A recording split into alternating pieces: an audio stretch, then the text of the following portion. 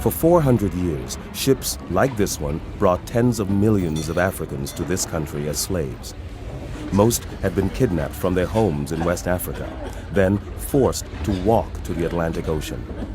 This deadly journey was called the Long March to the Sea. The first slave to describe this experience was a Nigerian man named Olaudah Equiano in 1789. These are his words.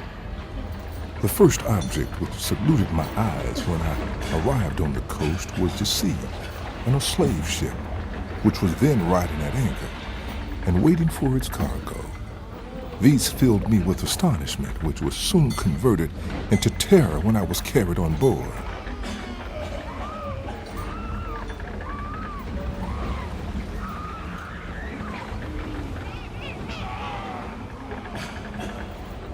The Africans were chained together and loaded into the belly of the ship.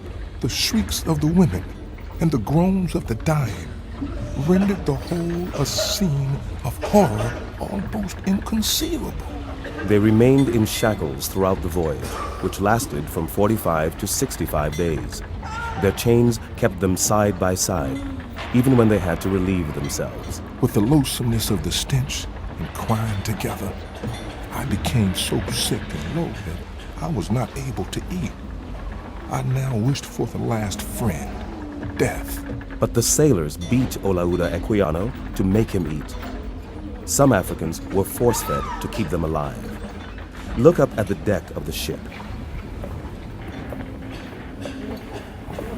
Sometimes the sailors took a few African men on deck and made them exercise. The netting kept them from jumping overboard. Slaves were valuable. The slave traders called them precious cargo, black gold, and black ivory. But more than 2/3 of the Africans died on board from starvation and disease. Sharks followed behind the ships, eating the bodies thrown overboard. Rebellious Africans were thrown to the sharks too, or hanged by the neck in front of the others. I still feared I should be put to death. The white people looked and acted as I thought, in so savage a manner, for I had never seen among any people such instances of brutal cruelty. This journey to America was called the Middle Passage because it came in the middle of a 3-part round trip. Slave ships from Europe, England, or America first sailed to Africa to take on human cargo.